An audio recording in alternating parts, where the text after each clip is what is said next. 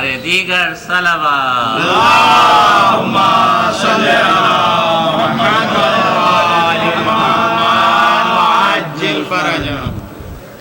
سلام سے پہلے منقبت کے 2-4 اشعار آپ کی سماعتوں کی نظر پیش کر رہا ہوں۔ کبھی نجف سے کبھی نجف سے کبھی کربلا سے ملتی ہے، کبھی نجف سے کبھی کربلا سے ملتی ہے۔ ارے کہا یہ کس نے ترقی دعا سے ملتی ہے،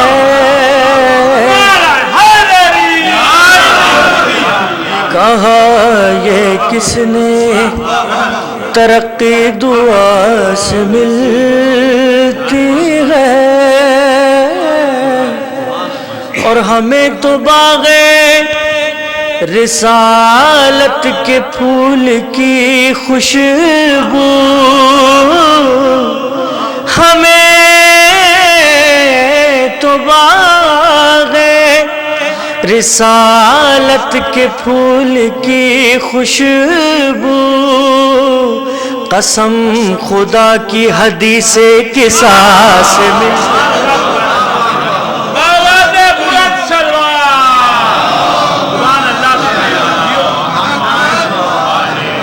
قسم خدا کی حدیث قصاص ملتی ہے۔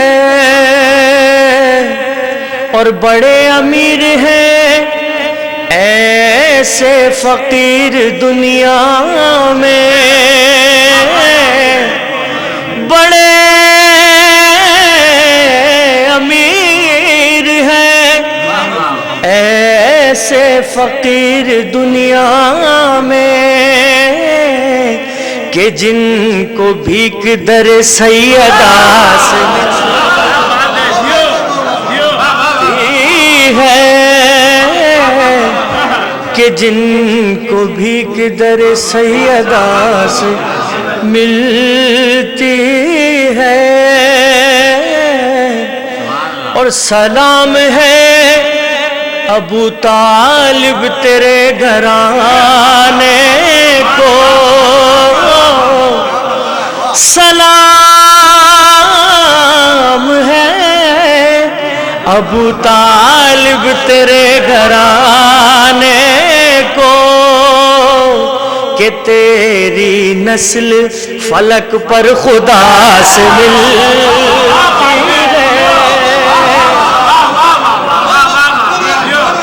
سلام ہے ابو طالب تیرے گھرانے کو، کہ تیری نسل فلک پر خدا سے ملتی ہے۔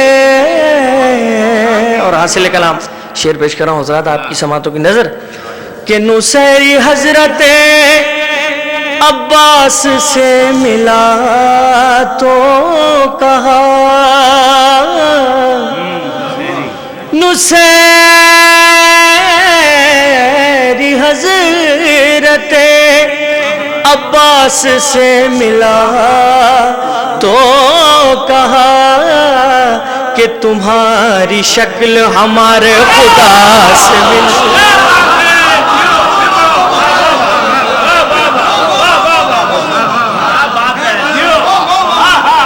کہ نصیری حضرت عباس سے ملا تو کہا، نصیری حضرت عباس سے ملا تو کہا کہ تمہاری شکل ہمارے خدا سے ملتی ہے، کہ تمہاری شکل ہمارے خدا سے ملتی یہ شعر یاد آ گیا. دیکھیے نصیب کی بات ہے کہ گلے لگا کے جسے بھائی کہہ رہے ہیں حسین، گلے لگا کے جسے بھائی کہہ رہے ہیں حسین، یہ حر نہیں ہے، یہ حر نہیں ہے، فنا ہے بقا سے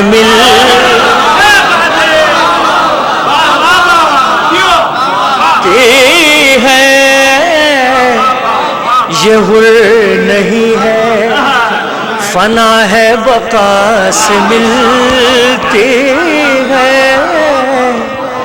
کبھی نجف سے کبھی کربلا سے ملتی ہے. بلند ترین صلوات پڑھ دیجیے محمد.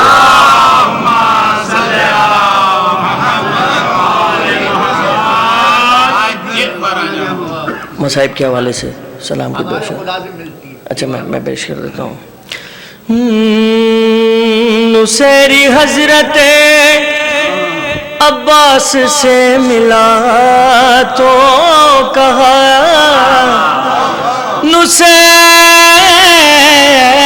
حضرت عباس سے ملا تو کہا کہ تمہاری شکل ہمارے خدا سے ملتی ہے. بلند ترین صلوات پڑھ محمد.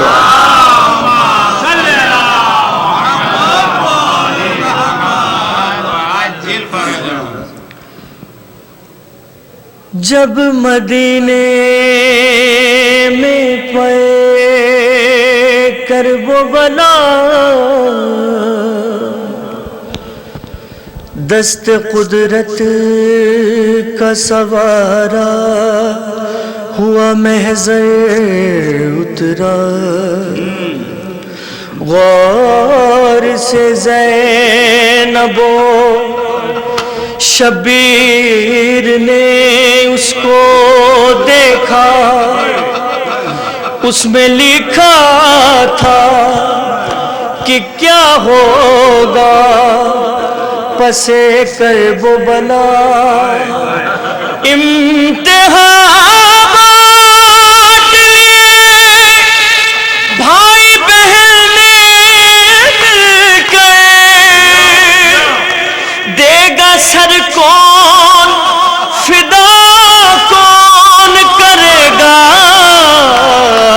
چادر. میں نو کس نا پہ چلوں گا بہن، چلنا ہے تمہیں بازاروں میں، چلنا ہے تمہیں بازاروں میں. میں نو کس نا پہ چلوں گا بہن، چلنا ہے تمہیں بازاروں میں، چلنا ہے تمہیں بازاروں میں.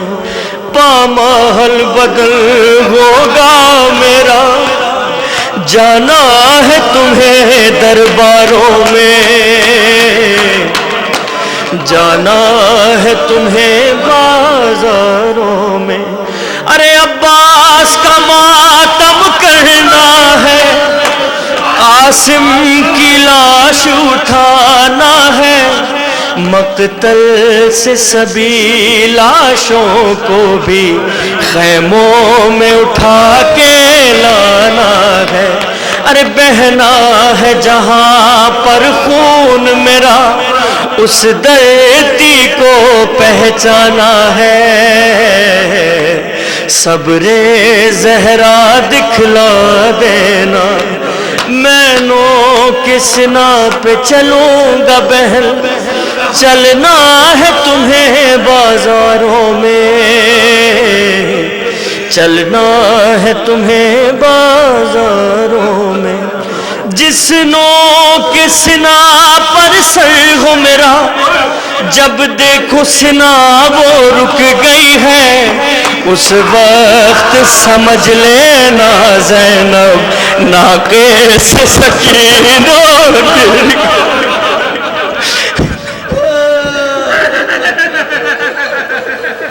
اس وقت سمجھ لینا زینب ناقے سے سکینہ گر گئی ہے.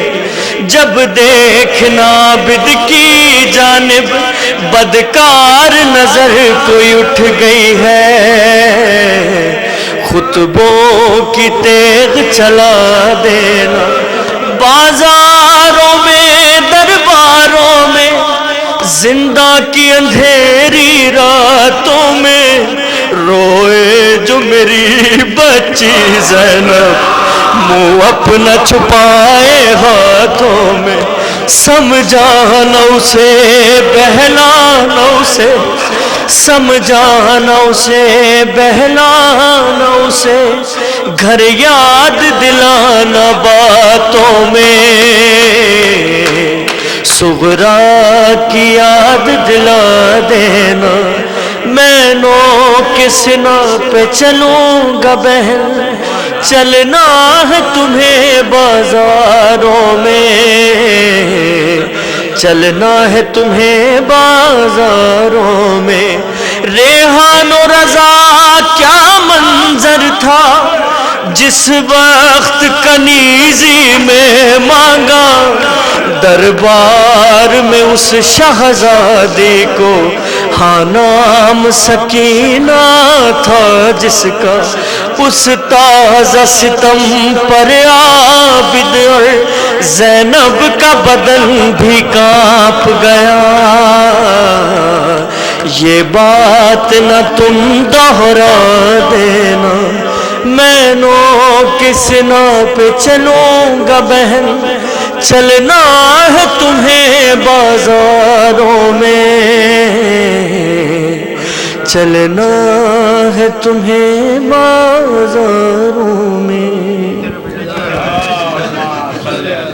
محمد وآل محمد.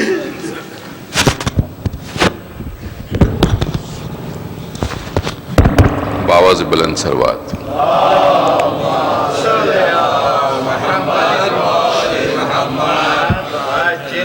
ایک گزارش تو تمام حضرات سے جو سعود و سلام پڑھنا چاہتے ہیں یہاں پر ان ایام اعظم سے یہ ہے کہ آپ براہ کرم اپنے نام علی عباس عابدی صاحب کو جو پروگرام ڈائریکٹر ہیں یا ادارے کے کسی ڈائریکٹر کو دیں تاکہ اسی حساب سے وہ تیار کیا جائے کہ کن کن لوگوں کو کس دن پڑھنا ہے. ورنہ اگر ہر آدمی پڑھنا چاہے گا تو بہت مشکل ہو جائے گا, مجلس میں بہت تاخیر ہو جاتی ہے. تو براہ کرم آج ہی آپ اپنے نام ان کو دے دیں تاکہ وہ ایک فہرست بنا دیں اور اسی حساب سے تمام لوگوں کو ہم اکوموڈیٹ کر سکیں گے یہاں پر. دوسرے میں آپ کو یاد دلاتا چلوں مجالس کا جو اسکیجول ہے یہاں پر 6:15 بجے خواتین کی مجلس ہوتی ہے, جس کے بعد انگریزی میں 7:30 بجے مجلس سید حیدر بحر العلوم صاحب پڑھ رہے ہیں یہاں پر انگلش کی مجلس, اور اردو کی مجلس یہاں پر 8:30 بجے ہوگی. آپ لوگوں سے بلکہ 9 بجے ہے اردو کی مجلس کا وقت. تو آپ سے درخواست ہے کہ پابندی وقت سے تشریف لائیں. چائے کا انتظام باہر ہے اور میری درخواست ہے کہ باہر سے چائے لے کر اگر آپ اندر نہ آئیں تو بہتر ہے, اس لیے کہ اگر آپ باہر سے چائے لے کر اندر آئیں گے تو اس کا مقصد ہی ختم ہو جائے گا اور یہاں پر ویسے ہی کچہری لگے گی جیسے پہلے لگتی تھی. اس لیے براہ کرم چائے باہر پئیں اور پھر آ کے مجلس میں بیٹھیں. صلوات پر محمد و آل محمد.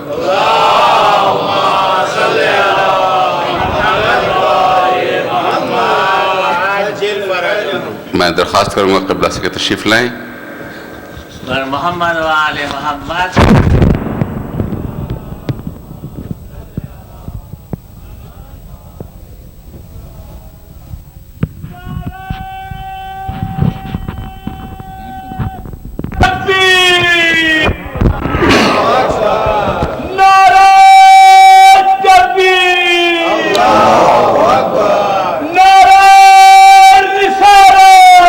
یا رسول اللہ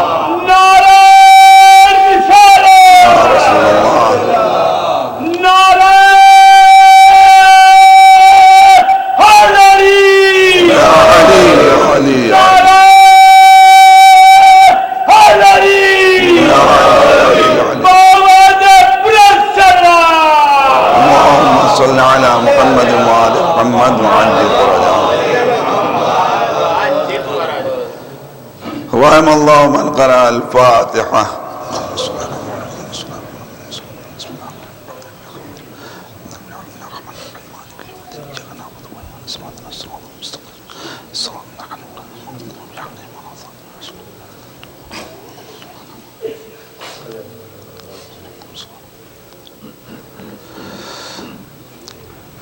لا حول ولا قوة إلا بالله العلي العظيم. أعوذ بالله السميع العليم من الشيطان اللعين الرجيم. بسم الله الرحمن الرحيم. رب اشرح لي صدري ويسر لي أمري واحلل عقدة من لساني يفقهوا قولي. الحمد لله الواحد الأحد الفرد الصمد ذي الجلال والإكرام ذي القوة المتين كما هو أهله ومستحقه. والصلاة والسلام والتحية والإكرام على مولانا وسيدنا وشفيع ذنوبنا وطبيب نفوسنا وحبيب قلوبنا مولى الكونين جد الحسن والحسين أبي القاسم محمد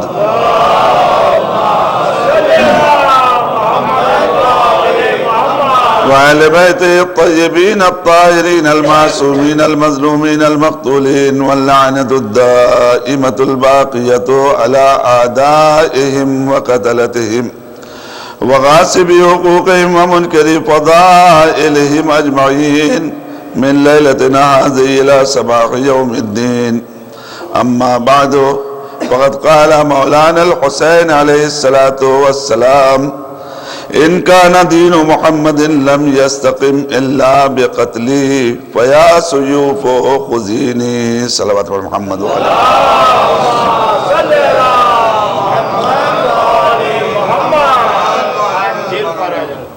مولا کا فرمان کل جس کو عنوان سخن قرار دیا تھا آج پھر اسی کو عنوان سخن قرار دے رہا ہوں. اور جیسا کہ میں نے عرض کیا تھا گفتگو جس موضوع کے تحت آپ تک پہنچانے کی کوشش کر رہا ہوں وہ ہے حسین اور اسلام. اسی موضوع سے متعلق باتیں آپ تک پہنچانے کی کوشش کروں گا. میں نے مولا کے اس قول کو تیمناً اور تبرکاً ہی فقط نہیں پڑھا ہے بلکہ میں نے کل آپ سے عرض کیا تھا کہ خود اس قول کے اندر وہ ایثار اور وہ قربانی پائی جا رہی ہے جس میں ایک طرف بقائے اسلام ہے اور ایک طرف مولا حسین کا وجود ہے جسے آپ دیکھ رہے ہیں کہ اس انداز سے مولا ارشاد فرما رہے ہیں ان کان دین محمد لم یستقم الا بقتلی. اگر محمد کا دین استوار نہیں ہو سکتا، اگر دین محمد سے بات نہیں حاصل کر سکتا، اگر دین محمد قائم نہیں رہ سکتا مگر یہ کہ میں قتل کر دیا جاؤں، سوائے میرے قتل کے کوئی اسے اگر نہیں بجا سکتا، بغیر میرے قتل ہوئے اگر یہ ثبات نہیں پا سکتا تو اب تلواروں کیوں رکے ہوئے ہو؟ آؤ اور آ کر حسین کو لے جاؤ. اس لیے کہ حسین دین کی بقا چاہتا ہے، دین محمد کی بقا چاہتا ہے. حسین چاہتا ہے اسلام اس کائنات میں باقی رہے. تم کیا سمجھتے ہو کہ اسلام کو بقا دے کر کے حسین خود کو مٹا دے گا؟ نہیں. اگر اسلام باقی ہے تو حسین باقی ہے، اگر اسلام موجود ہے تو حسین زندہ ہے. تم یہ سمجھ رہے ہو کہ تلواروں نے ہمارے سر و تن میں جدائی ڈال کے ہمیں اس دنیا سے ختم کر دیا؟ نہیں.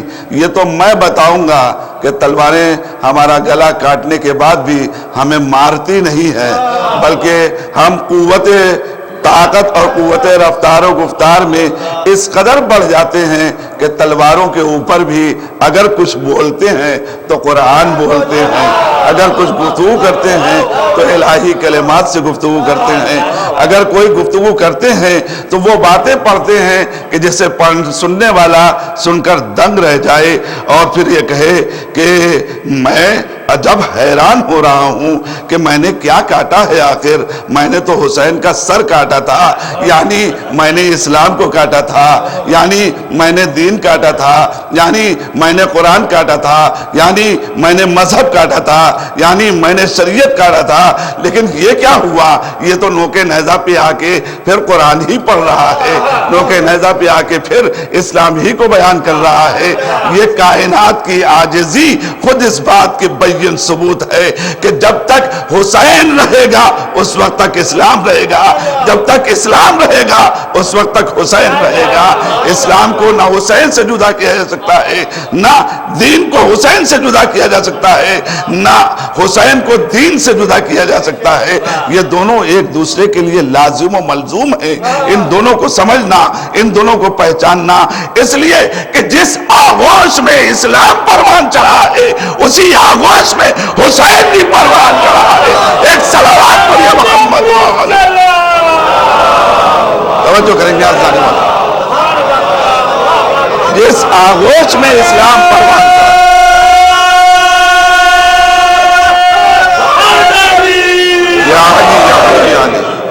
جس آغوش میں اسلام پروان چڑھا ہے اسی آغوش میں حسین بھی پروان چڑھا ہے۔ اور تمہیں کیا پتا کہ کس آغوش میں اسلام نے تربیت پائی ہے؟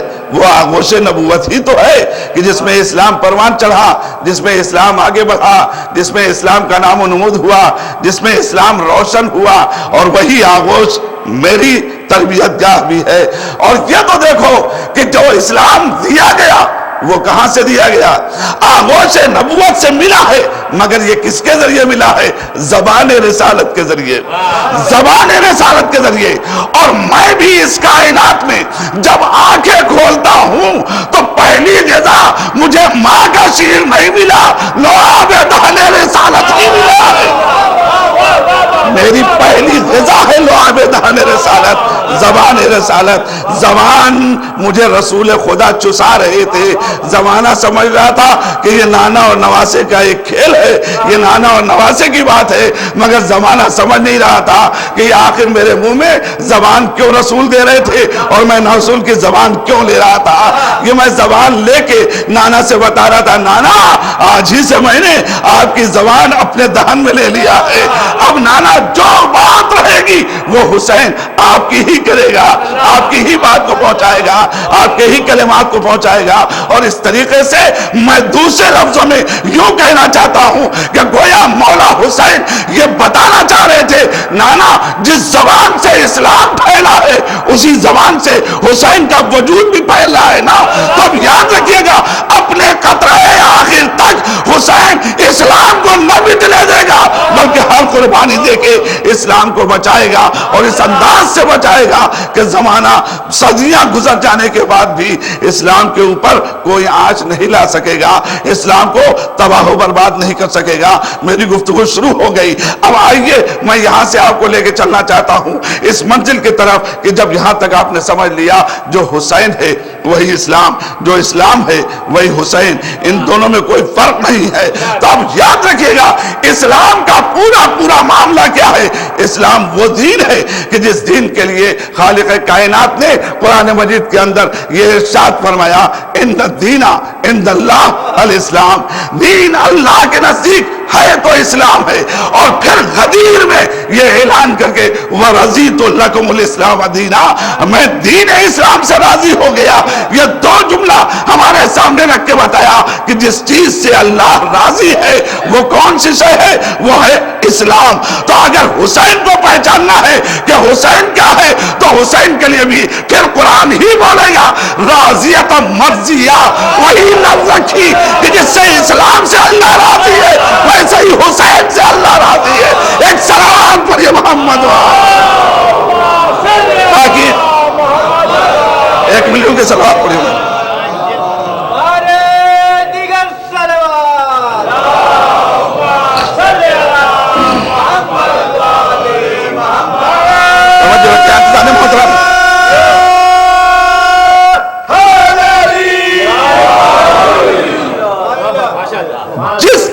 سے اسلام سے پروردگار راضی، اسی طریقے سے حسین کے لیے بھی پروردگار یہی جملے کہہ رہا راضیت مرضیہ۔ یہ دو لفظ ہیں راضی اور مرضی، یہ دونوں رکھ کے پروردگار نے کہا کہ جو اس کی رضا ہے وہی میری رضا، جو میری رضا ہے وہی حسین کی رضا۔ اب پہچانے زمانہ کہ حسین کس قدر بارگاہ معبود میں کس قدر مستجاب الدعوات ہوگا اور کس قدر اس کی اہمیت ہوگی. ایسا حسین اگر کائنات کے سامنے کچھ بیان کر رہا ہو, کچھ اقدام کر رہا ہو, کچھ کر کے جا رہا ہو, تو زمانے کو سوچنا پڑے گا کہ حسین نے یہ کام کیوں کیا. میں آپ کی خدمت میں آج جو بات عرض کرنے جا رہا ہوں, پوری توجہ کا طالب ہوں اس بات کے اوپر. آپ ذرا پہچانیے, زمانے میں کوئی کام ہوتا ہے, زمانے میں کوئی عمل ہوتا ہے, زمانے میں کوئی اقدام ہوتا ہے, تو تعویل کرنے والے اپنے اپنے اعتبار سے تعویل کرتے ہیں کہ بھائی یہ کام اس وجہ سے ہو گیا, وہ کام اس بنیاد کے اوپر ہو گیا, یہ بنیاد اس لیے رکھ دی گئی, وہ تعمیر اس لیے شروع ہو گئی, یہ اقدام اس لیے ہو گیا, یہ انقلاب اس لیے ہو گیا. اپنے اپنے اعتبار سے توجیہ کرنا اور ہوتا ہے. جیسے آج کربلا کی توجیہ جس اعتبار سے کیا جا رہا ہے, آپ کے پیش نظر ہے, کوئی کہتا ہے عالم انسانیت کو بچانا تھا اس لیے کربلا رونما ہوئی, کوئی کہتا ہے نہیں اسلام بچانا تھا اس لیے کربلا رونما ہوئی. یہ ساری باتیں کہی جاتی ہیں, لیکن میں آپ سے سوال کرنا چاہتا ہوں کہ مقصد قربانی کربلا, مقصد بنائے کربلا کون صحیح بتائے گا؟ ہم بتائیں گے, آپ بتائیں گے, تاریخ والے بتائیں گے, کون بتائے گا؟ یاد رکھیے گا, اپنے مقصد کو جتنا صاحب مقصد بیان کرے گا ویسا کوئی نہیں بیان کر سکتا. اپنے مقصد کو جتنا صاحب مقصد بیان کرے گا کوئی بیان نہیں کر سکتا. آئیے چلے در حسین پہ, اور اس کے بعد مولا سے پوچھیں, سرکار مولا قبلہ آپ مجھے بتائیے آپ کے قیام کا مقصد کیا ہے؟ آپ کے قیام کا مقصد ہمارا ماتم کرنا ہے؟ آپ کے قیام کا مقصد ہمارا عشق بہا لینا ہے؟ آپ کے قیام کا مقصد ایک ایسا سال بھر میں 10 دن رو لینا, 2 دن 2 مہینہ 8 دن ہم نے اپنے رکھا, یہی کام ہے؟ کہا نہیں, ہمارا مقصد سمجھو, یہ رونا رلانا یہ تو تمہارے اندر وہ فطرت ہے کہ جس کے لیے میری ماں نے دعا کی تھی کہ تمہیں اس کائنات میں آنا پڑا, لیکن در حقیقت میری قربانی کا مقصد کچھ اور ہے. اس مقصد تک پہنچنے کی کوشش کرو کہ وہ مقصد کیا ہے. اس مقصد تک اگر تم پہنچ گئے تو میں ایک فقرہ کہنا چاہتا ہوں یہاں پر, یاد رکھنا, جب تک ہم مقصد حسین کو نہ پہچانیں گے, ان آنسوؤں کی بھی حیثیت ہے لیکن اتنی حیثیت نہیں ہے جو مقصد پہچاننے کے بعد آنسو نکلے. کیوں؟ اس لیے کہ قدر و قیمت بڑھ جاتی ہے. جب معرفت بڑھتی ہے تو قیمت بڑھتی ہے, جب معرفت بڑھتی ہے تو پھر اس کے بعد اس حیثیت اس کی بڑھ جاتی ہے. ابھی ہم رو رہے ہیں, ایک حادثہ ہو گیا, ایک عظیم حادثہ ہو گیا, اتنا زبردست قربانی دے دی امام حسین نے, اس لیے ہم رو رہے ہیں. لیکن اگر ہمیں یہ پتہ چل جائے کہ مقصد قربانی کیا ہے, مقصد قربانی کیا ہے, اور مقصد قربانی کو سمجھ کے اس کے بعد عشق بہیں گے, تو ان عشقوں کی قیمت کون لگا سکتا ہے؟ ان عشقوں کی قیمت کون بتا سکتا ہے؟ آپ یقین جانیے, ان عشقوں کی قیمت اب اگر کوئی لگا سکتا ہے تو یا بطول لگا سکتی ہے یا خدا لگا سکتا ہے, اس کے علاوہ کوئی نہیں لگا سکتا. اگر ان معرفت کے ساتھ, اس معرفت کے ساتھ اگر ہم نے حسین کے اوپر آنسو بہا لیا, آئیے مولا آپ بتائیے آپ کے قربانی کا مقصد کیا ہے؟ آپ نے کس لیے قیام کیا؟ آپ کس لیے نکلے؟ یہ آج جس حسین کے غم میں سارے زمانے کا دستور یہ ہے کہ سال بھر کہیں رہے, مگر محرم کا چاند نمودار ہوتے ہی ہر شخص اپنے وطن جانا چاہتا ہے. ہر شخص کے دل میں ایک امنگ ہوتی ہے اپنے وطن پہنچ جائیں. وطن سے مقصد یہ نہیں کہ جہاں اس کا اپنا آبائی وطن ہو وہی, بلکہ وہ جگہ کہ جہاں وہ سکون و اطمینان کے ساتھ عزاداری سید الشہداء کر لے, اس جگہ کو ترجیح دیتا ہے کہ وہاں پہنچ جائیں تاکہ سکون کے ساتھ اپنے آقا کا ماتم کر سکے. لیکن ہم نے کبھی سوچا کہ سارا زمانہ جب وطن جانے کی سوچ رہا ہے, کس کے لیے وطن جانے کی سوچ رہا ہے؟ اس بے وطن کے لیے کہ جس نے اپنا بھرا گھر چھوڑا ہے. آپ ذرا غور کیجئے گا کتنی بڑی قیمت دی ہے حسین نے اسلام کو بچانے کے لیے, کتنی بڑی قیمت دی ہے. خود مولا سے پوچھئے آپ کس لیے نکلے, مولا آپ بتائیے. دیکھیں توجہ کیے, مولا حسین خود لفظ ارشاد فرما رہے ہیں, اللہم انک تعلم. ان لفظوں سے آشنا ہے آپ. اللہم یہ لفظ کس کی بارگاہ میں کہی جاتی ہے؟ بعنوان دعا کہی جاتی ہے نا. یہ پروردگار، یہ میرے معبود مولا حسین دعا کے لہجے میں گفتگو کر رہے ہیں اور ارشاد فرما رہے اللہم انک تعلم، تو بہتر جانتا ہے۔ سب سے پہلا فقرہ مولا کیا کہہ رہے ہیں، ذرا توجہ کیے گا، اللہم انک تعلم، بے شک تو جاننے والا ہے، بے شک تو جانتا ہے، بے شک تیرے علم میں ہے، بے شک تجھے معلوم ہے۔ کیا معلوم ہے؟ انہو ما کانا منا تنافسا فی سلطانک، میرا یہ قیام، میرا یہ نکلنا، میرا یہ مقصد سلطانی حاصل کرنے کے لیے نہیں، بادشاہت حاصل کرنے کے لیے نہیں، اقتدار حاصل کرنے کے لیے نہیں۔ عجیب بات ہے، مولا حسین آپ کو یہ بات کہنی تھی، یوں ہی کہہ سکتے تھے، یہ آپ نے پہلے اللہ کو گواہ کیوں بنا دیا؟ توجہ کریں آپ، یہ اللہ کو گواہ کیوں بنا دیا؟ کہ رسالت کی زبان چوسنے والا اگر خالق کو گواہ نہ بنائے گا تو کسے گواہ بنائے گا؟ تو میرے جان میں جو زبان ہے اس کی قیمت تو سمجھو کہ یہ قیمت کیا ہے۔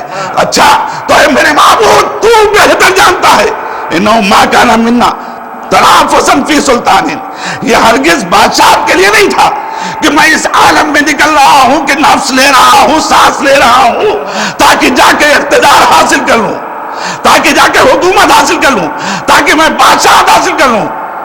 میں نے کہا مولا یہ جملے کہہ کیوں رہے ہیں؟ کہا میں آج کہہ کر کے کل کے مورخ کے منہ پہ تماچا لگا رہا ہوں، کل کے مورخ کے سال پہ تماچا لگانا چاہ رہا ہوں۔ کل کا مورخ لکھے گا کیا کیا جائے، دو بادشاہوں کی جنگ تھی، دو بادشاہوں کی جنگ تھی۔ بھائی دیکھیے یہ کسی معمولی آدمی نے نہیں کہا، ہمارے ڈسٹرکٹ کے، ہمارے ضلع اعظم گڑھ کے بہت بڑے عالم دین علامہ شبلی نعمانی، انہوں نے بھی یہی لکھا کہ دو شاہوں کی جنگ کا معاملہ۔ اب غور کیے، جب وہ بھی یہ کہنے پہ مجبور ہو جائے کہ دو شاہوں کی جنگ، تو حسین پہلے ہی دن اس قضیے کو ختم کر رہے ہیں۔ اور پھر میں آپ کے سامنے جملہ کہنا چاہ رہا ہوں، وہ حسین کس سلطانی کے لیے بڑھے گا، کس بادشاہت کے لیے بڑھے گا جس کی آمد کا پہلا نتیجہ یہ ہو کہ زمین والے کو نہیں بلکہ عرش والے کو معاف کرے۔ اے کاش آپ کی توجہ ادھر مبذول ہو جائے، توجہ کریں۔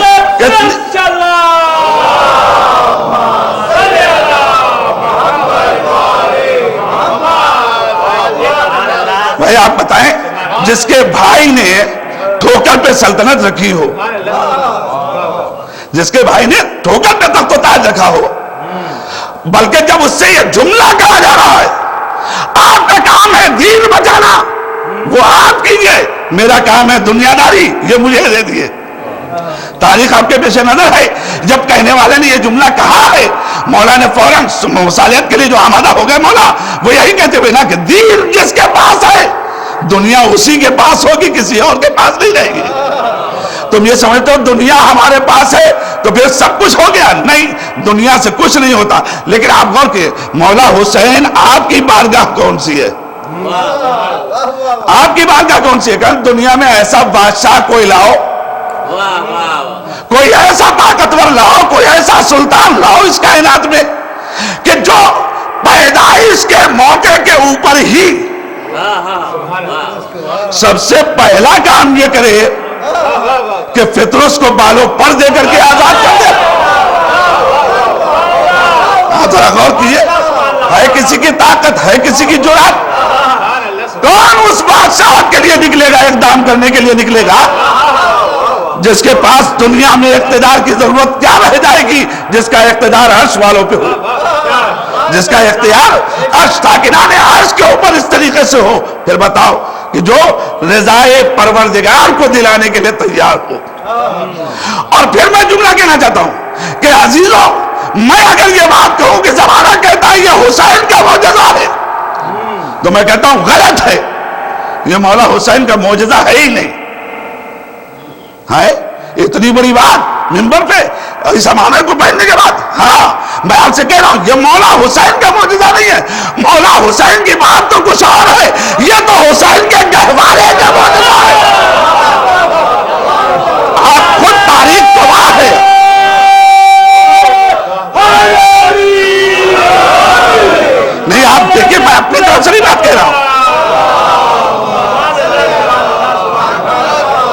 مورخوں سے جو تاریخیں ہیں ان تاریخوں کو پڑھیے. گہوارے میں مولا حسین تھے جس وقت فطرس آیا ہے, جس وقت فطرس آیا ہے گہوارے میں مولا حسین تھے نہیں, گہوارے میں مولا نہیں تھے. جس گہوارے میں حسین لیٹ گئے تھے, توجہ کریں آپ عزیزان محترم, جس گہوارے میں حسین لیٹ گئے تھے, جب اس کے اندر اتنی شفا ہو جائے کہ وہ چھلے ہوئے بالوں پر کو دلا دے, تو بھی بتاؤ جس خاک پہ حسین سو جائے اس کی مٹی کھا کے شفا کیوں نہ بن جائے. ایک سلام پڑھیے محمد. اب ذرا غور کریں انسان محترم, پہچانو میرے آقا حسین کو کہ میرا آقا حسین ہے کیا. آواز دی کہ دیکھو میں سلطانی کے لیے نہیں نکلا ہوں, بادشاہت کے لیے نہیں نکلا ہوں. وہ بادشاہت طلبی کے لیے کیا نکلے گا, وہ اقتدار کے لیے کیا نکلے گا جس کا اقتدار. آپ ذرا سا توجہ کریں, ذاکرین سے سنتے رہتے ہیں لیکن باتیں اسی انداز سے کہی جاتی ہیں, میں آپ تک پہنچانا چاہ رہا ہوں. ذرا غور کریں آپ. سوال یہ پیدا ہوتا ہے, فطرس تجھے کب سزا ملی تھی؟ تھوڑا سا تأمل کیا تھا, تاریخ پڑھیے گا آپ کو پتا چلے گا. تأمل ذرا سا کیا تھا ولایت کے سلسلے سے, ولایت کا انکار نہیں کیا تھا, ولایت کا انکار نہیں کیا تھا, ذرا سا تأمل کیا تھا, اس کی سزا میں بالوں پر چھن گئے. ٹھیک, تو کب ہوا تھا؟ کہ یہ آج کی بات تھوڑی نہ ہے, یہ تو بہت پہلے کی بات ہے, بہت پہلے کی بات ہے. کتنے پہلے کی بات ہے اب کون بتائے کتنا پہلے کی بات ہے, لیکن اتنا جانتا ہوں کہ نبیوں کا پورا سلسلہ آ گیا. اس کائنات میں ایک سے ایک نبی آئے, اولو العزم پیغمبر آ گئے. ذرا غور کیجئے, اتنے نبی آئے, اولو العزم پیغمبر آ گئے, بار بار چلے آ رہے, یکے بعد دیگرے.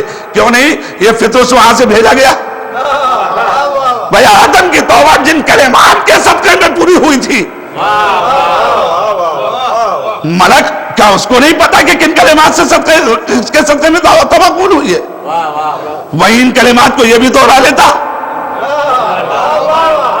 غور کیے, لیکن وہاں ان کلمات کو نہیں دوہرا رہا ہے. توجہ کریں, آدم سے لے کے جناب عیسیٰ تک ایک سے ایک نبی آئے, اللہ سے باتیں کرنے والا نبی, اللہ کا دوست نبی, خلیل نبی, یہ سب آ گئے, مگر وہ نہیں آ رہا ہے. کیوں نہیں آئے بھائی؟ آ جاؤ اتنے دن سے.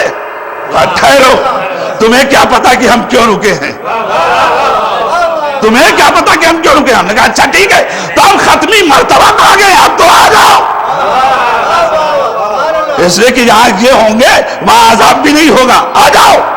میں ہی آیا, مولا علی آ گئے, اب تو آ جاؤ, حلال مشکلات ہیں, آ جاؤ, اب آ جاؤ. اب بھی نہیں آ رہا ہے. یعنی امام حسن مجتبی آ گئے, بی بی فاطمہ آ گئی, کوئی ایک آمد کی خبر نہیں مل رہی ہے کہ ایسے.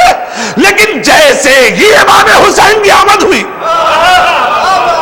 اب غور کیے, اسی دروازے سے روزانہ آنے والا ملک, اسی راستے سے روزانہ آنے والا ملک نبی کے پاس کتنے بار آئے ہیں جبرائیل؟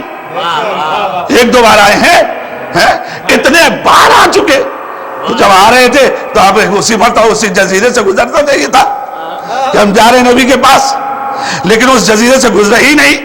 اس دن گزرے جس دن حسین آیا, جس دن مولا حسین آئے اس دن گزرے. اور وہ بھی عجیب, کہاں جا رہا ہوں جبرائیل, اتنا بڑا لشکر لے کے. کہا فرزند رسول امام حسین کی تہنیت دینے کے لیے, کہا مجھے بھی لے چلو, مجھے بھی لے چلو. فطرس اتنے دن سے تو نے خواہش کیوں نہ کی کہ مجھے بھی لے چلو, یہ آج خواہش کیوں ہو رہا ہے؟ کہ میں جانتا ہوں کہ ہر سکن موقع وہ ہر نقطہ مقام دارت ہمیں پتا ہے کہ کس دروازے میں کب توبہ قبول ہونی ہے. اس لیے میں کہا اچھا تو کس لیے جا رہے ہو؟ کہ میں کائنات کے سامنے ایک بات ثابت کرنے جا رہا ہوں, جو کائنات میں آتے ہی عرش والوں کا مسیحا بن جائے وہ زمین والوں کا مسیحا کیوں نہ ہوگا. ایک سلام پڑھیے محمد وال. تو جو کریں حضرت محمد, ایک مل جل کے سلوات پڑھیے.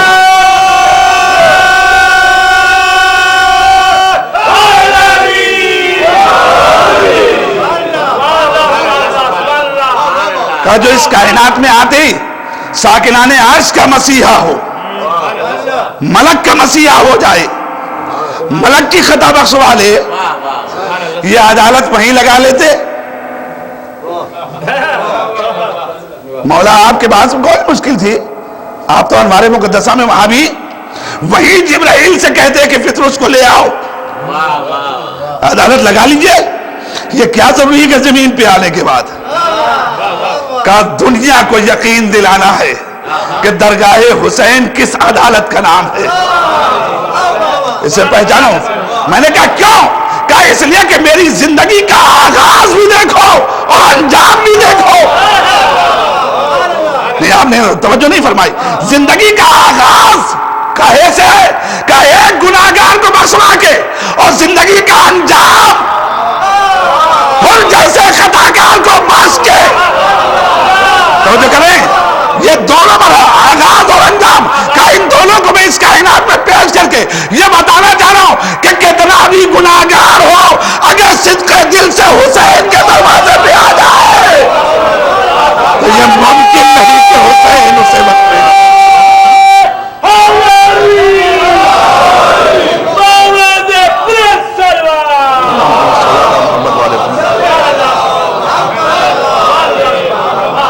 کتنا بھی گناہگار ہو، کتنا بھی خطاکار ہو، اگر سچے دل سے حسین کے پاس آ جائے، سچے دل سے حسین کے پاس آئے، صدق دل سے حسین کے پاس آئے تو حسین اسے بخشوا دے گا۔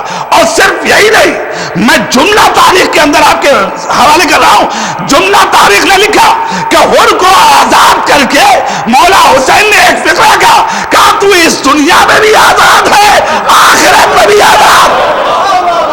اس لفظ کی ضرورت کیا تھی؟ کہا میں نے معاف کیا، میرے خدا نے معاف کیا، بات مکمل تھی، مگر کہا نہیں، انت حر فی الدنیا والآخرہ، تو اس دنیا میں بھی حر ہے اور آخرت میں بھی حر ہے۔ یہ جملہ کیوں کہا؟ کہا اس لیے کہا ہے تاکہ کائنات کو یقین پیدا ہو جائے حسین فقط دنیا کے غم سے نہیں چھڑاتا، آخرت سے بھی رہائی دلاتا ہے۔ ایک سلام پر یہ محمد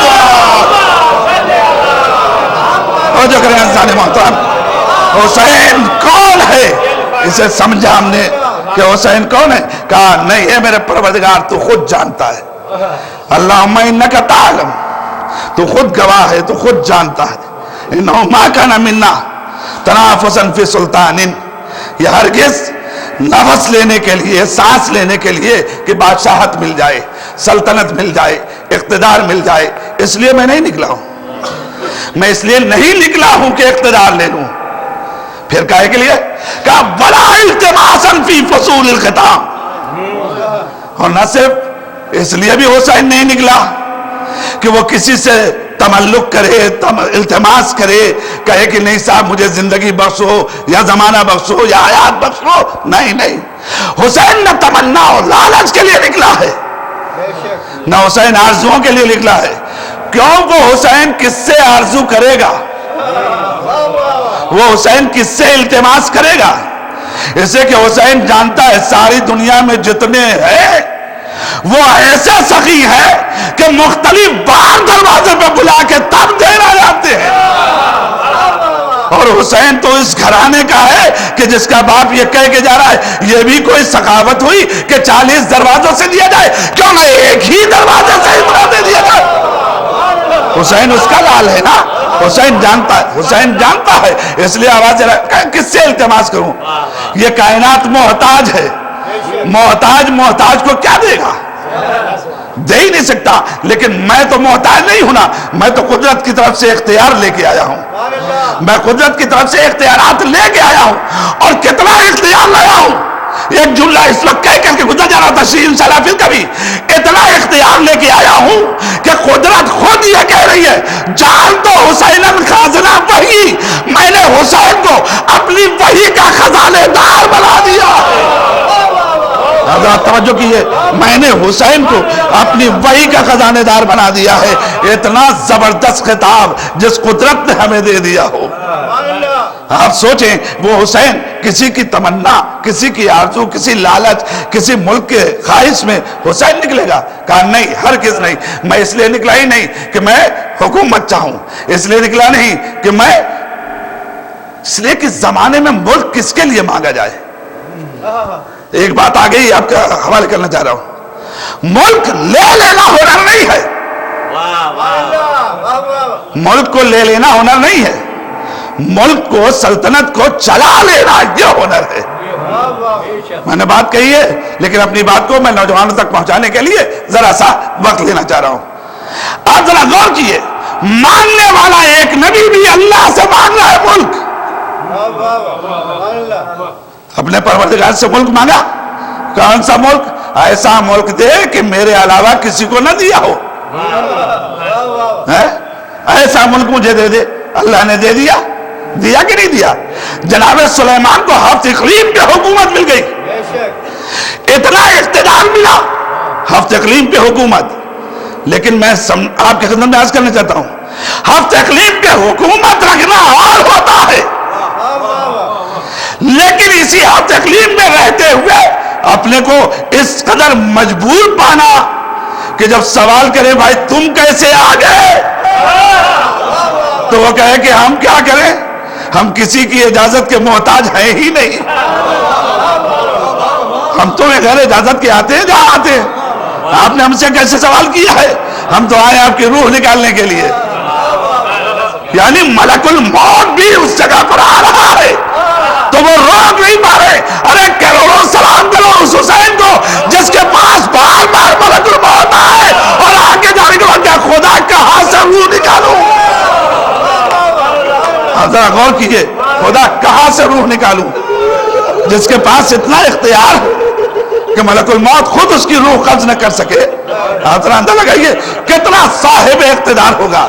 لیکن میں نے بھی آپ سے عرض کیا کہ ملک مانگ لینا اور ہوتا ہے, لیکن جناب سلیمان نے اس بات کو واضح بھی کر دیا کہ ملک رکھنا کمال نہیں ہے, ملک چلانا کمال ہے. ملک کا پالینا ہنر نہیں ہے, ملک کو اس طریقے سے ادارہ کر لینا, اس طریقے سے چلا لینا یہ کمال کی بات ہے.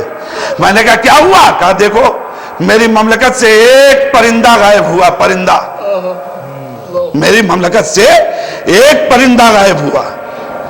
میرے دائرے مملکت سے ایک پرندہ غائب ہو گیا ہے. تو پھر آدمی غائب ہوا تھا؟ نہیں. جن غائب ہوا تھا؟ نہیں. حیوان غائب ہوا تھا؟ کوئی درندہ؟ نہیں. ایک پرندہ غائب ہوا. تو میں نے کیا کہا؟ جناب سلیمان نے کہا کیا ہو گیا کہ میں حدود کو نہیں دیکھ رہا ہوں؟ نہیں, آپ ذرا توجہ کریں, کیا بات ہے کہ میں حدود کو نہیں دیکھ رہا ہوں؟ اتنی بڑی مملکت پہ اقتدار پانے والا یہ کیسے ممکن ہے کہ اپنے دائرے مملکت میں رہنے والے ہر ذی روح پہ اتنی نظر رکھے؟ توجہ کریں آپ. جناب سلیمان آپ نے یہ کیوں کیا؟ آپ نے یہ سوال کیوں کیا کہ کیا بات ہے کہ میں حدود کو نہیں دیکھ رہا ہوں؟ ذرا توجہ کریں آپ. جناب سلیمان پلٹ کر جواب دیں گے. تمہیں کیا پتا کہ میں نے یہ سوال کیوں کیا ہے؟ میں نے کہا یہی تو جاننا چاہتا ہوں سرکار کہ آپ نے سوال کیوں کیا کہ میں حدود کو نہیں دیکھ رہا ہوں. کیا ہو گیا کہ میں حدود کو نہیں دیکھ رہا ہوں؟ اگر یہ کوئی خبر لے کے میرے پاس نہیں آتا تو میں اسے قتل کروں گا اور ایسا عذاب دوں گا کہ اس سے قبل عذاب نہ ہوا ہے. تو میں یہ سوال کیوں کر رہا ہوں؟ میں کائنات کے سامنے یہ بتانا چاہ رہا ہوں کہ حکومت الہی, منصب الہی پہ جسے فائز ہونا ہو فائز ہو, مگر اپنی نظر میں اتنی وسعت رکھے کہ دائرہ مملکت سے کون باہر گیا اس کی بھی اطلاع ہو اور کون داخل ہوا.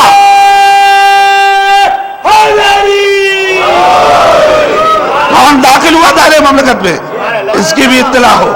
ایسا نہ ہو کہ حاکم تو بن جائے پڑوس کی بھی خبر نہ ہو. حکومت حاصل کر لینا یہ کمال نہیں ہے, حکومت کو ادارہ کرنا یہ کمال ہے, حکومت کو چلا لینا یہ کمال ہے. بس اتنا ہی فرق ہے سلیمان میں. ہفت اقلیم پہ حکومت پا کے سلیمان اگر ایک پرندہ غائب ہو جائے تو پھر یہ کہتے ہیں کہ پہچانو اگر یہ خبر لے کے نہیں آیا. ان میں اور ائمہ میں فرق بات یہ ہے کہ امام وقت کے سامنے اگر کسی مخلوق کو ڈبے میں بند بھی کر لیا جائے تو اسے پتا ہے کہ جزا کہاں پہنچانی ہے.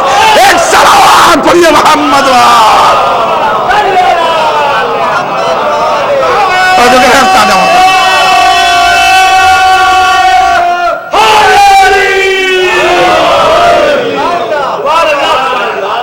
اسے پتا ہے کہ غزہ کہاں پہنچانی ہے.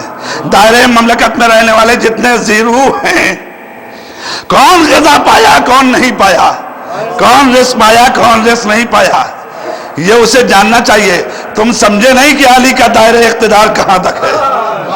اسی لیے تو علی نے یہ سوال کر کے کہا تھا، یہ کہا تھا کہ تمہاری جیب کے اندر جو مخلوق ہے ہم نے اسے بھی رزق دے دیا ہے، اسے بھی رزق دیا ہے. کیوں؟ تاکہ کائنات پہچانے علی کی نگاہوں سے کوئی اوجھل نہیں، علی کی نگاہوں سے کوئی مخفی نہیں. تو جس علی کی نگاہوں سے کوئی مخفی نہ ہو اسی علی کے لال کا نام ہے حسین. اسی حسین کی نگاہوں سے بھی کوئی مخفی نہیں ہے. وہ ہر ایک کو پہچانتا ہے، ہر ایک کو جانتا ہے. اب کیوں قیام کیا، کس لیے کیا، یا آگے کی باتیں اپنی جگہ پر. وقت تمام ہو گیا عزیزوں، اس لیے اپنی باتیں یہی روک رہا ہوں، انشاءاللہ کل پھر گفتگو ہوگی. تو آپ غور کیے، مولا حسین نے قیام کا مقصد بیان کیا کہ میں اس لیے قیام کیا ہے پروردگار کہ میں یہ چاہتا ہوں کہ تیرے ملک میں، تیری مملکت میں اصلاح سے کام لیا جائے. میں یہ چاہتا ہوں کہ تیرے دین کے معالم لوگوں تک پہنچائے جائیں. میں یہ چاہتا ہوں تیرا دین کائنات میں شناسا ہو جائے. میں یہ چاہتا ہوں عالم پہ تیرا دین چھا جائے. اور یاد رکھنا یہ کام حسین کا ہے یا حسین کی ذریت کا ہے. کربلا میں حسین نے جو قیام کیا تھا یہ قیام ابھی تک جاری ہے. انشاءاللہ پردہ غیب سے آنے والا آ جائے گا تو پھر ہر طرف پرچم اسلام لہرائے گا، اسلام کا بول بالا ہوگا. تو حسین کا لال ابھی موجود ہے کہ جو اس کام کو مکمل کرے گا انشاءاللہ.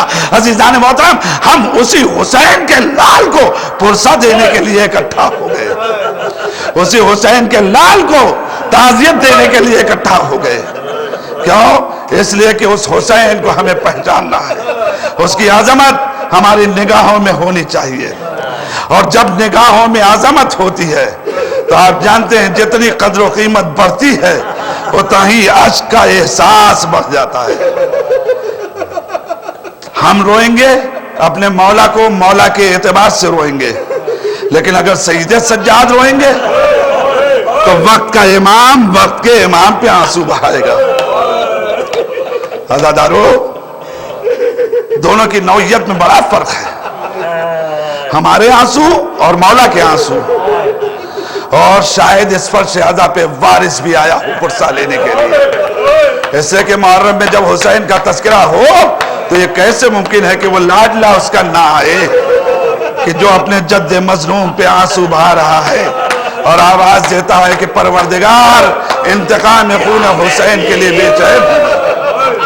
جزاکم اللہ، آپ نے فلک پہ ہلال محرم دیکھ لیا، نمودار ہو گیا ہلال محرم. آپ آگے گریہ کرنے کے لیے، آنسو بہانے کے لیے، فاطمہ کو ان کے لال کا پرسہ دینے کے لیے شہزادی آج رومال لے لے کے ہمارے پاس آ رہی ہیں تاکہ مجھے آنسو مل جائے حسین کے نام پہ.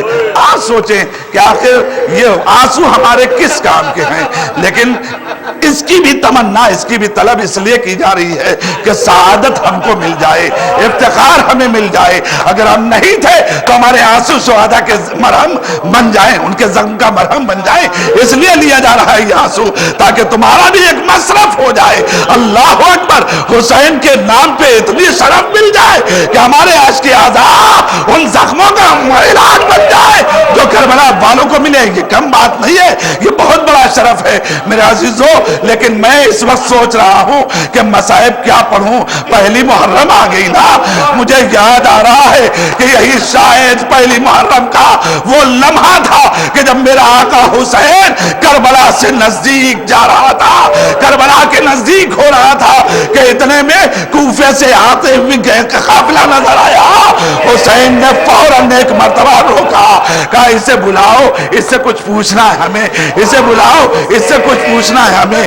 عزیزو جس وقت بلایا گیا اس وقت پوچھا گیا کہاں سے آ رہے ہو؟ کہا کوفے سے آ رہے ہیں۔ کہا کوفے کی خبر بتاؤ۔ کہا تمہیں نہیں بتا سکتا، کوئی رئیس ہو تو اس کے پاس لے چلو۔ میں ایک مرتبہ مولا حسین کے پاس لے کے آئے، جیسے ہی حسین کے پاس آئے حسین نے پوچھا کہ بھائی کوفے سے آ رہا ہے، کوفے کے حالات بتا۔ سنو گے میرے عزیزو، بڑا عجیب مرحلہ ہے۔ ایک مرتبہ اس کی آنکھوں میں اشک بھرا ہے۔ کہا مولا کیا پوچھنا چاہتے ہو؟ کہا میں پوچھنا چاہتا ہوں کہ مسلم کی کیا خبر ہے؟ آوازی جب میں چلا تھا تو مسلم کو تباہ کر دیا گیا، ان کا جسم گرا دیا گیا اور کوفے کی گلیوں میں رسیاں باندھ کے لاشاں بھرایا جا رہا تھا۔ جزاکم اللہ، خدا کسی غم نہ اٹھائے سوائے غم مظلوم کربلا کے عزاداروں۔ آپ نے سن لیا بڑی آسانی سے ان جملوں کو، مگر قلب پہ احساس کر کے ذرا سوچے، جسے حسین یہ کہہ کے بھیج رہا ہو کہ یہ میرا معتمد ہے، یہ میرے بھروسے کا ہے، یہ میرا بھائی ہے، جب اس کے قتل کی خبر حسین کو ملے گی تو حسین کے دل پہ کیا گزرے گی؟ اور پھر زندگی میں حسین نے ایک جملہ سنا، اور وہ جملہ کیا سنا کہ مسلم کے پاؤں میں رسی باندھ کے لاشیں کو کوفے کی گلیوں میں پھیلایا جا رہا ہے۔ اللہ اکبر، عجب نہیں روکیا مسلم، ارے اگر تیری لاش کوفے کی گلیوں میں پھیلائی گئی، اے مسلم تیرے آقا کی لاش میں گھوڑے دوڑائے جائیں گے۔ اے مسلم تیرا حسین بھی بڑا مظلوم ہے۔ عزادارو جیسے ہی خبر مل گئی مولا حسین روئے تڑپے، جناب عباس کو قریب بلایا۔ جناب عباس نے سنا کہ مسلم مارے گئے۔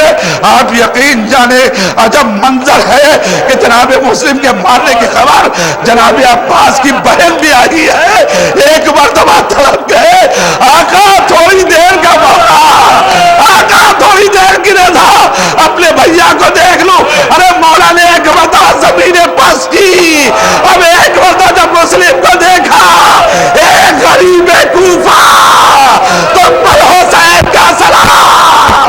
ارے ایک مرتبہ پلٹ کر مسلم نے زیارت کی، السلام علیکہ یا ابا عبداللہ، اے فرزند رسول آپ پر مسلم کا سلام۔ جزاکم اللہ، خدا کسی غم میں نہ لائے سوائے غم مظلوم کربلا کے۔ عزادارو یہ منظر گزر گیا، یہ باہر کی بات ہے۔ اتنے میں مولا حسین ایک مرتبہ اٹھے۔ سن سکتے ہو؟ سنو میرے عزیزو، جب ہمارے گھروں میں بھی کوئی مر جاتا ہے تو انسان پہنچتا ہے، جو چھوٹے بچے ہوتے ہیں انہیں گلے سے لگاتا ہے۔ اے عزادارو جیسے ہی یہ خبر ملی، ایک مرتبہ خیمے میں میرا آقا آیا، ارے مسلم کی بیٹی رقیہ، ارے حسین نے ظالم میں بٹھایا، سر پہ ہاتھ میرا، تڑپ کے کہتی ہے ارے یہ تو یتیموں کا تشدد کر رہا ہے۔ ارے آوازی آج سے میں تیرا بابا، میں کہوں گا سکینہ یہ منظر نہ دیکھے۔ ارے مسلم کی بیٹی تجھے حسین نے نواز دیا، آئے سکینہ، جس کے باپ کے بعد منہ پہ تماچے مارے گئے، تب اس پہ تازیانے مارے گئے، بیٹی فریاد کر رہی تھی، واہ غربتا واہ مظلومہ، انا للہ و انا الیہ الہی بحق الزہرا و ابیہا و بعلہا و بنیہا۔ محبت تجھے واسطہ محمد و آل محمد کا، اس قلیل عمل کو قبولیت کا شرف عطا فرما، جو مقروضوں کا سبکدوش فرما، جو بیماروں شفائے عاجل عطا فرما۔ پروردگار تجھے واسطہ محمد و آل محمد کا ہم سب کو والدین کے لیے اور آل محمد کے لیے عزت کا ذریعہ قرار دینا، ذلت و رسوائی کا سبب نہ بننے دینا۔ اے میرے پروردگار تجھے واسطہ محمد و آل محمد کا ان عزاداروں کو سلامتی سے سرفراز فرما۔ اے میرے پروردگار ان کے حوصلوں میں اضافہ فرما۔ فرما، یہ کما حق حسین کا پرسہ وارث حسین تک پہنچا سکے۔ اے میرے پروردگار تجھے واسطہ محمد و آل محمد کا، ہمارے کوئی تمنا نہیں ہے، بس ایک تمنا ہے مولا حسین کے قاتلوں سے انتقام لینے کا۔ اے میرے پروردگار امام کے ظہور میں تعجیل فرما، ہم کو ان کے آوان و انصار میں شامل فرما۔ اللہم تقبل منا انکا انت السمیع العلیم۔ ماتم حسین۔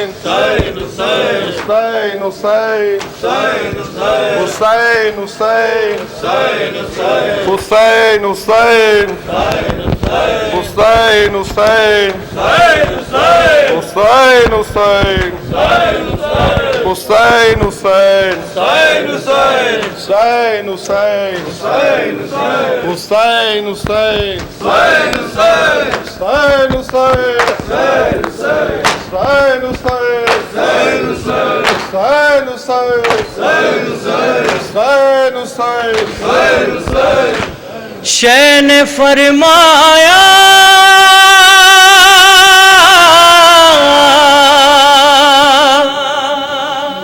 شہ نے فرمایا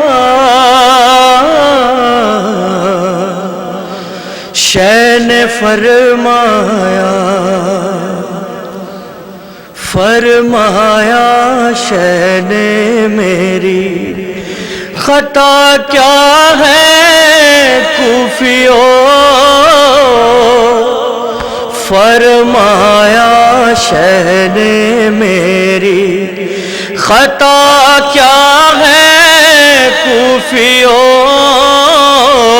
فرمایا شہ نے میری خطا کیا ہے کوفیو، تم نے جو اس طرح مجھے گھیرا ہے کوفیو،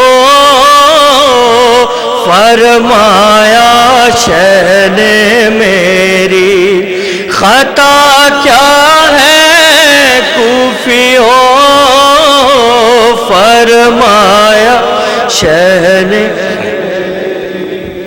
خطا کیا ہے کوفیو، میں بے وطن غریب نواسا رسول کا،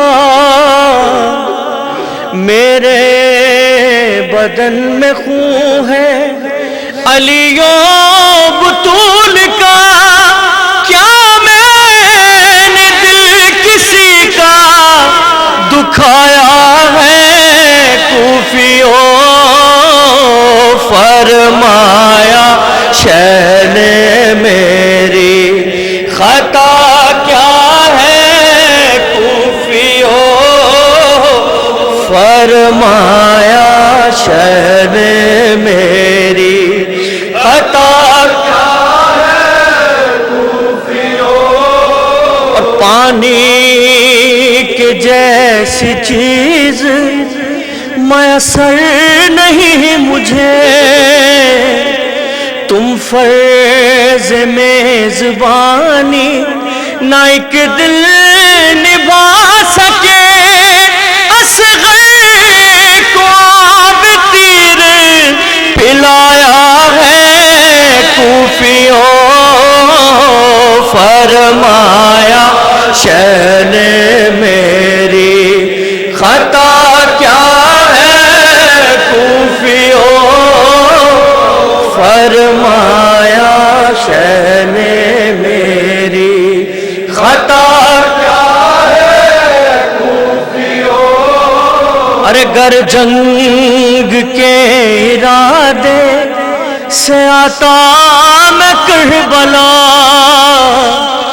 گر جنگ کے ارادے سے آتا میں کربلا، بچوں کو ساتھ کس لیے لاتا میں کربلا، مجھ کو قدم قدم پہ ستایا ہے کوفیوں، فرمایا شہ نے میری خطا کیا ہے کوفیوں، فرمایا شہ نے میری خطا کیا ہے کوفیوں، تم نے میرے جوان کو مارا میں چپ رہا، نیزہ برے جگر پہ لگایا میں چپ رہا، مجھ کو قدم قدم پہ رلایا ہے کوفیوں، فرمایا شہ نے میری خطا کیا ہے کوفیوں، فرمایا شہ نے میری خطا کیا ہے کوفیوں، سہمی ہوئی سکینہ ہے منظر یہ دیکھ کر، سہمی ہوئی سکینہ ہے منظر یہ دیکھ کر، ہو اس کی بالیوں پہ جمائے ہوئے نظر، جو مجھے کو زندہ لاش بنایا ہے کوفیوں، فرمایا شہ نے میری خطا کیا ہے کوفیوں، فرمایا شہ نے میری خطا کیا ہے کوفیوں، فرمایا شہ نے میری خطا کیا ہے کوفیوں، کہہ دے کوئی اکبر سے کہ بیمار ہے صغریٰ، کہتی تھی یہی جینے سے بیزار ہے صغریٰ، کہتی تھی یہی جینے سے بیزار ہے صغریٰ، کہتی تھی یہی جینے سے بیزار ہے صغریٰ، کہتی تھی جینے سے بیزار، کہہ دے کوئی اکبر سے کہ بیمار ہے صغریٰ، کہتی تھی یہی جینے سے بیزار ہے صغریٰ، وہ شہر مدینہ جہاں اکثر ہے مسلمان، وہ شہر مدینہ جہاں اکثر ہے مسلمان، تنہا شہ والا کی عزادار ہے صغریٰ، کہتی تھی یہی جینے سے بیزار ہے صغریٰ، کہتی تھی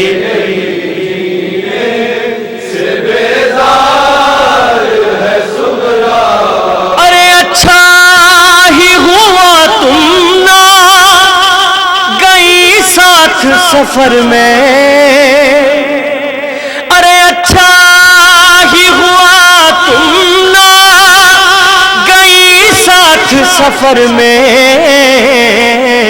ارے ماں بہن ہے اور شام کا دربار ہے صغریٰ، کہتی تھی یہی جینے سے بیزار ہے صغریٰ، کہتی تھی یہی جینے سے بیزار ہے صغریٰ، کہہ دے کوئی اکبر سے کہ بیمار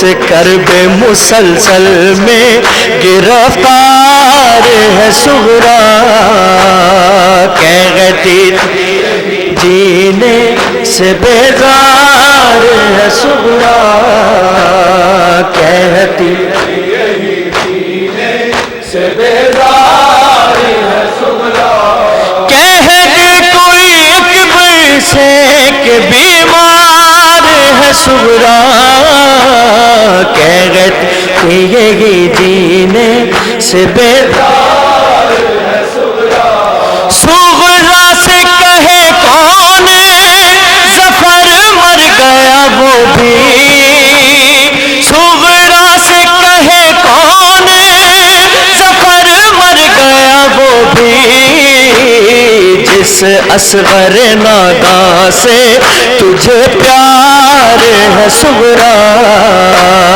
کہتی تھی جینے سے بیزار ہے صغریٰ، کہتی تھی جینے سے بیزار ہے صغریٰ۔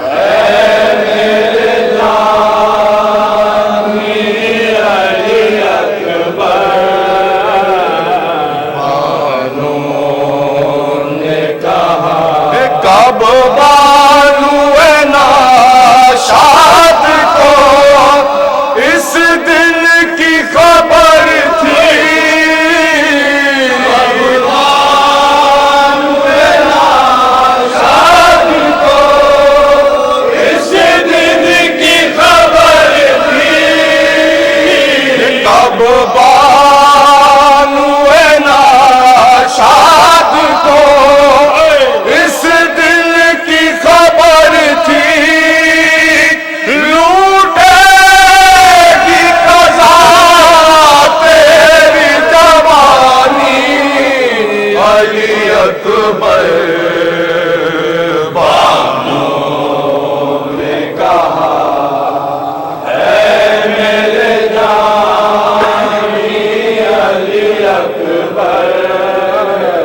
بانو